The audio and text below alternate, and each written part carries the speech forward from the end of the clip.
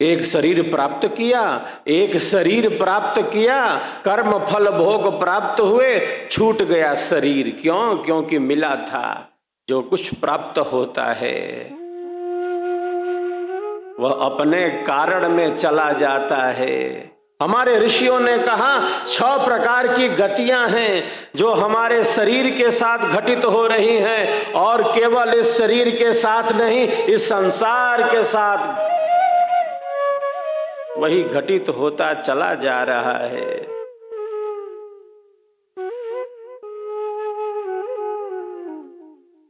पहले कहा जायते, जायते उत्पन्न होता है, शरीर उत्पन्न होता है, ये सृष्टि भी उत्पन्न होती है। और जो कुछ भी उत्पन्न होता है विश्व में, जो कुछ भी उत्पन्न होता है विश्व में, वो अपने कारण में जाता है। वो सदैव नहीं है, वो नित्य नहीं है, निरंतर नहीं है, बदलने वाला है, वो मिटने वाला है, वो नष्ट होने वाला है, वो नित्य नहीं। जो कुछ भी उत्पन्न होता है,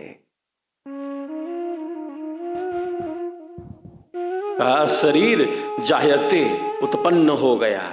फिर कहा अस्ति, इसकी सत्ता है, अस्तित्व वाला है ये। आंखों से हम देखते हैं, कानों से हम शब्दों का श्रवण करते हैं, नासिका में घ्राण शक्ति है, जिह्वा से हम रस लेते हैं, त्वचा जो सिर के शीर्ष भाग से लेकर पैर के तलवे तक त्वक इंद्रिय है, उससे स्पर्श का अनुभव प्राप्त करते हैं। हाथ पैर से चलते फिरते उठते बैठते कार्य करते हैं। अस्तित्व है हमारा, उत्पन्न हुआ था इसलिए अस्तित्व है। यह बढ़ता है, बढ़ बढ़ के बढ़ गया, इसमें परिवर्तन हो रहा है। यह बढ़ बढ़ के बढ़ गया, अब और बढ़ नहीं सकता। ऋषियों ने कहा अपक्षीयते, इसका क्षय होने लगता है। क्यों? क्यों क्षय होने लगा? क्योंकि यह उत्पन्न हुआ था। जायते अस्ति विपरिणमते वर्धते अपक्षीयते, बढ़ बढ़ के बढ़ गया, अब और बढ़ नहीं सकता तो घटने लगता है।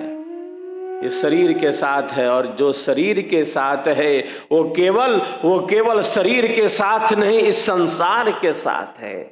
जिससे शरीर बना है उसी से संसार बना है। पृथ्वी अग्नि जल वायु आकाश, इन 5 तत्वों के सहयोग से 6 विकारों को प्राप्त होने वाली ये भौतिक देह है। उत्पन्न हुआ, एक सत्ता हुई, बदलाव हुआ, बढ़ता गया, अब और बढ़ नहीं सकता। अपक्षीयते, वो घटने लगा, घट घट के अब और घटाया नहीं जा सकता। ऋषियों ने कहा विनश्यति, वो नष्ट हो जाता है। क्यों नष्ट हुआ? क्योंकि वो उत्पन्न हुआ था। और जो कुछ भी विश्व में उत्पन्न होता है, संसार में उत्पन्न होता है, वह सब अपने कारण में चला जाता है। सृष्टि सदैव नहीं है, वो प्रलय में चली जाती है।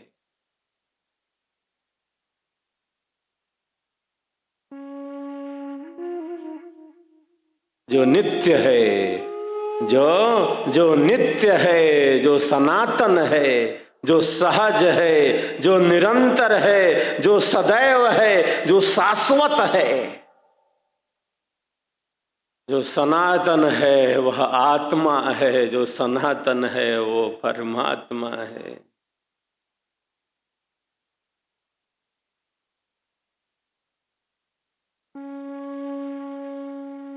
वो केवल था नहीं, वो है, और केवल है नहीं, वो रहेगा।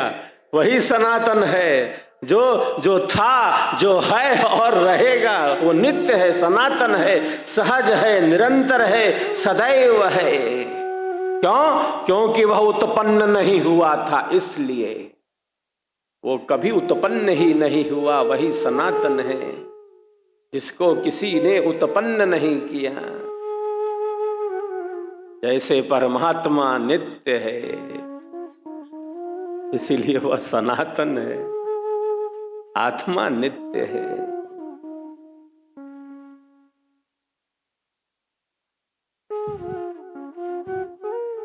शरीर दृश्य है।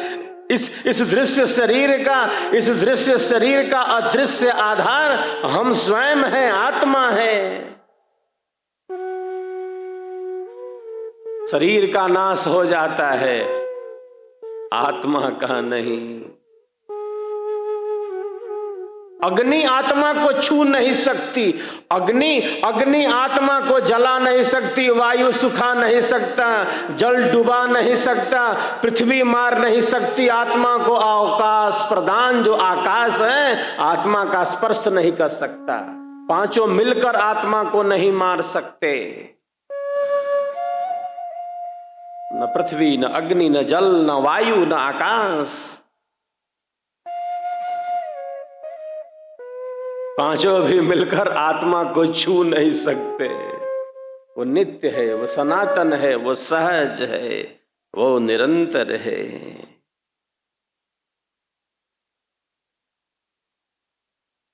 शरीर उत्पन्न होता है और जो कुछ भी उत्पन्न होता है वो नष्ट हो जाता है। आत्मा की मृत्यु नहीं होती, क्यों? क्योंकि आत्मा का कभी जन्म ही नहीं हुआ। वो सनातन है, उसका जन्म नहीं हुआ। वो नित्य है, सहज है, निरंतर है, सदैव है।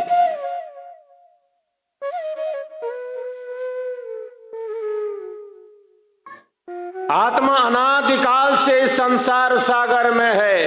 अनंत अनंत बार हमने जन्म और मरण की वेदना का अनुभव किया है। शरीर प्राप्त किया, शरीर छूट गया, पुनः हमारे कर्मों के अनुसार, ईश्वर की कर्म फल व्यवस्था के अनुसार न्यायाधीश ईश्वर कभी अन्याय नहीं करता। उसे न्याय पसंद है। वो न्यायाधीश जिसको जहां भेजना है वहां भेज देता है, किसी के साथ अन्याय नहीं करता। जिसको जहां भेजना है वो न्यायाधीश परमात्मा भेज देता है।